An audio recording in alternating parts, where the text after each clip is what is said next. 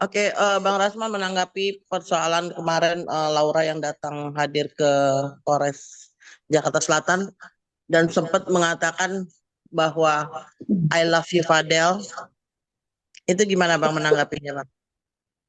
Eh, Secara jujur, saya dan Fadel, juga Martin, Bintang, Pak Umar, Bu Titin, dan seluruh tim hukum, sementara posisi Fadel sekarang lagi di Malaysia, dan malam ini pengumuman untuk juara dari pertandingan dancer di tingkat internasional itu.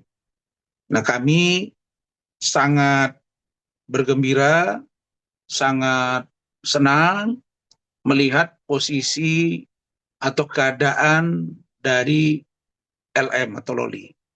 Kenapa? Karena ternyata apa yang disampaikan oleh Fadel ke saya bahwa Om tidak mungkin kalau Loli itu akan mengkhianati Fadel karena gua tahu dia benar dan gua juga benar.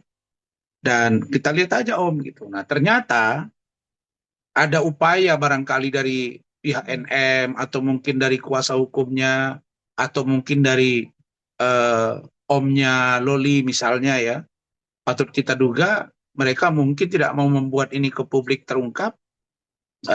Ternyata ya wartawan sangat cermat. Wartawan ternyata bisa mengintai dan atau mendapat informasi yang menurut saya sehingga bisa langsung head to head dengan Loli. Walaupun Loli pada waktu itu buru-buru masuk ke dalam mobil. Jadi ada dua yang meyakini kami bahwa itu adalah keterangan setelah Loli diperiksa. Pertama, Loli ditanya oleh wartawan di kantor Polres Jakarta Selatan. Yang kedua, mobil yang digunakan Loli adalah mobil polisi. Jadi dua ini kami meyakini keterangan dari Loli, pengakuan dari Loli adalah pengakuan terbaru. Kemudian yang membuat kami berbahagia lagi, Loli tanpa diminta oleh wartawan komentarnya tentang Fadel, dia setelah masuk mobil, dia masih berusaha menunjukkan mukanya karena dia di kursi bagian kanan di tengah, dia masih menunjukkan mukanya ke depan sambil melihat wartawan. Nah, lalu dia ngomong, I love you, sayang, gitu. I love you, Fadel. Gitu. Artinya bahwa cinta antara Fadel dan Loli, saya lihat memang benar-benar tulus. Mereka ini mungkin ya, mungkin walaupun dikategorikan masih anak di bawah umur, tapi kalau di zaman dulu, umur 17 itu bahkan orang umur 16, 15 banyak sudah berumah tangga kan. Tapi karena aturan negara umur 17 itu atau 16 itu belum termasuk kategori orang yang dewasa, masih dianggap anak-anak. Tapi kalau dari segi percakapan Loli dengan Fadel yang saya dengar langsung dari Fadel itu, memang orang ini sama-sama tulus gitu. Nah, jadi saya mau menyampaikan, buat apa gitu? Buat apa kasus ini dipaksakan dalam pengertian oleh NM untuk sampai diproses ke pengadilan misalnya? Kan kan kita sudah menjadi saksi mata semua ini bahwa Loli itu ditempatkan di safe house hampir 3 bulan dan ternyata setelah 3 bulan hatinya tidak berubah terhadap Fadel dan Fadel juga tidak berubah hatinya terhadap Loli. Nah, maka saya katakan bahwa kita jangan pernah ya menganggap orang yang ya mungkin kita anggap anak kita lebih punya kemampuan materi, harta, pangkat, jabatan. Terus kita menganggap calon dari eh, anak kita itu orang rendahan, orang tidak punya. Kita nggak boleh loh menganggap rendah. Karena hidup ini penuh dengan misteri. Dan itu terjadi ke diri saya. Terjadi ke diri saya. Saya pun dulu begitu. Waktu saya melamar istri saya, Eli, itu saya direndah-rendahkan. Dihina-hinakan. Tapi belakangan saya disanjung-sanjung. Gitu. Nah, jadi ini kita kan nggak tahu kalau besok ternyata Fadel ini dikontrak oleh IO luar negeri. Atau mungkin dia menjadi seorang YouTuber yang handal. Bisa menghasilkan uang yang banyak. Kalau saya lihat dari segi ketampanan, ya secara jujur saya katakan, Fadel itu tampan. Kalau kita lihat dari segi Loli, ya saya kira sepadan lah buat seorang Fadel. Tanpa kita menganggap bahwa kata-kata saya ini sebagai upaya untuk memaksakan diri. Bukan. Saya hanya ingin menyentuh hati nurani dari NM. Menyentuh hati nurani dari omnya Loli. Menyentuh hati nurani dari adiknya NM. Menyentuh hati nurani dari pengacaranya. Ini kan fakta yang paling besar. Setelah 3 bulan di safe house, ternyata Loli mengatakan kata-kata masih sangat sayang kepada Fadel. Nah, karena itu kami dari tim hukum punya sikap yang terang bahwa kalau tidak ada pengakuan Loli yang memberatkan Fadel, kalau Loli mengatakan bahwa tidak benar ada aborsi, tidak benar dia dihamili oleh Fadel, maka penyidik jangan paksakan kasus ini.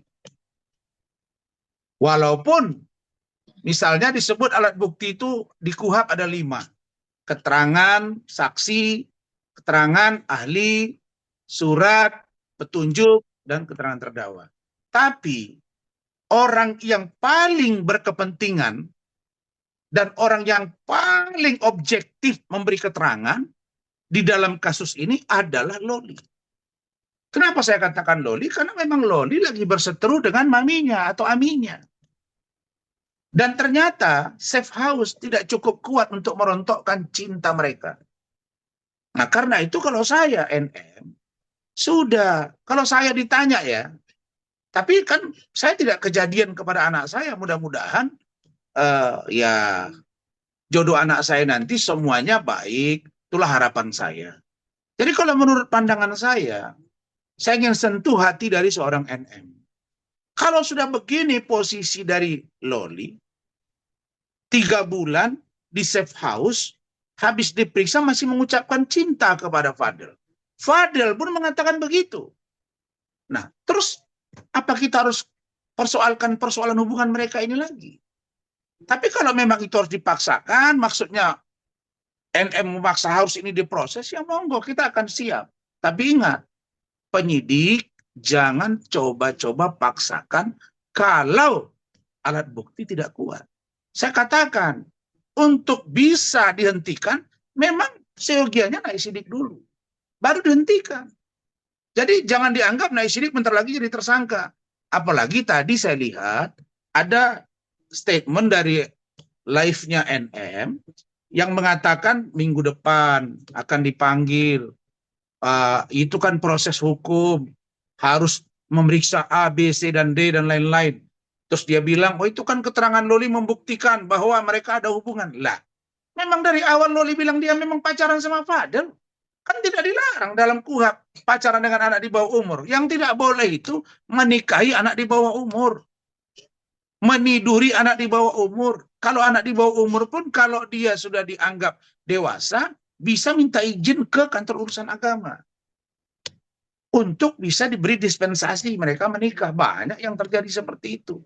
Jadi ini semuanya adalah gambaran nyata bahwa Loli dan Fadel hatinya benar-benar satu. Dan menurut saya, justru kalau ini dibelah dalam pengertian dipisahkan mereka, saya khawatir salah satu di antara mereka mungkin akan sangat tidak siap menerima ini, dan bisa jadi terjadi seperti orang yang dipaksa putus hubungan gitu. Karena dalam pikiran saya, ya mohon maaf ini, begitu umur 18 tahun, seandainya pun ada masalah hukum di antara mereka, saya yakin mereka akan pergi lari. Nggak akan bisa dihambat ini. Kenapa? Karena ini pikiran-pikiran yang muncul dari kedua belah pihak. Saya bicara ini sebagai seorang akademisi juga. Saya dosen sampai hari ini. Ya, di samping saya sebagai seorang lawyer, saya melihat dari perspektif ilmu jiwa perkembangan, psikologi antara Fadel dan Loli berat untuk dipisahkan. Kalau menurut saya, support saja sudah mereka ini. Kalau Anda anggap LM itu Fadel itu orang susah, ya bantu, kasih usahanya. Kalau memang Anda anggap dia tidak berpendidikan, ya sudah, arahkan mereka ke dunia pendidikan. Tapi kalau ini saling buka aib, saya kira kurang elok. Itu aib yang saya maksudkan adalah itu tadi saya informasikan kepada teman-teman, saya sudah komunikasi dengan Kementerian PPA, 3 orang dari pejabat di Kementerian PPA sudah memberikan keterangan di Polres Jakarta Selatan. Dan kita sudah komunikasi, bahkan ya semuanya menyayangkan bahwa jejak digital dari kasus ini sampai Loli dan Fadel tua, mungkin sampai mereka meninggal dunia. Mohon maaf kalau nanti sudah Tuhan menjemput mereka atau kita semua sudah dipanggil Allah. Maka jejak digital itu nggak akan bisa hilang. Apakah ini tidak dipikirkan matang-matang gitu loh. Itu yang saya ingin katakan. Jadi saya menjelaskan ini secara runut. Kami berkeyakinan bahwa keterangan Loli kemarin amat sangat membuka tabir bahwa satu, cinta mereka amat kuat. Yang kedua, bahwa dia dalam hal ini Loli tidak memberatkan keterangan atau tuduhan yang dialamatkan kepada Fadel dan juga Loli. Begitu. Bang, ini aku mau tanya Bang, seandainya gitu loh. Yang tadi yang dilaporkan itu mengenai aborsi kan? 2, aborsi dengan pencabulan. Iya, oke lah yang pencabulan mungkin karena mereka pacaran. Kalau yang aborsi itu terlepas dari kasusnya Loli gitu sama Fadel. Seandainya ada 2 pasangan yang melakukan aborsi, kira-kira siapa yang kena yang dapat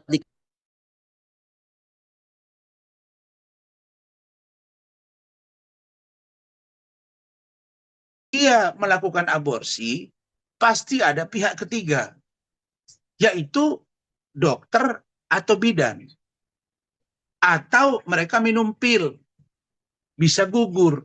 Tapi tetap akan ditelusuri, diteliti dari mana, apotek mana. Jadi tidak sembarangan gitu loh. Nah, jadi kalau saya dilihat, ditanya, kalau ada yang aborsi, pertanyaannya, siapa yang menghamili sehingga terjadi aborsi? Kalau tidak hamil, pasti tidak aborsi. Nah, kalau tidak aborsi, berarti tidak hamil. Nah, sekarang pertanyaannya, apakah aborsi? Menurut keterangan dari Fadel, tidak ada hamil. Dia tidak melakukan hubungan badan kepada Loli. Itu dia pertanggungjawabkan. Tapi perkara Loli misalnya ada dengan orang lain, ya Fadel tidak tahu. Tapi untuk membuktikan bahwa dia hamil, lalu kemudian itu sperma siapa di dalam, akan sulit. Karena sudah diaborsi. Nah, kalau sudah diaborsi, siapa yang melakukan aborsi? Apakah sendiri LM, atau didampingi oleh Fadel, atau didampingi siapa? Tapi jawaban konkret yang saya dengar, tidak ada hamil, tidak ada aborsi. Yang ada USG atas kemauan Loli didampingi oleh seseorang yang saya belum sebut namanya, pada waktu ini saya akan sebut. Tapi yang pasti bukan Fadel yang mendampingi. Dan hasilnya negatif. Nah, kalau hasilnya negatif, artinya tidak hamil dan tidak aborsi.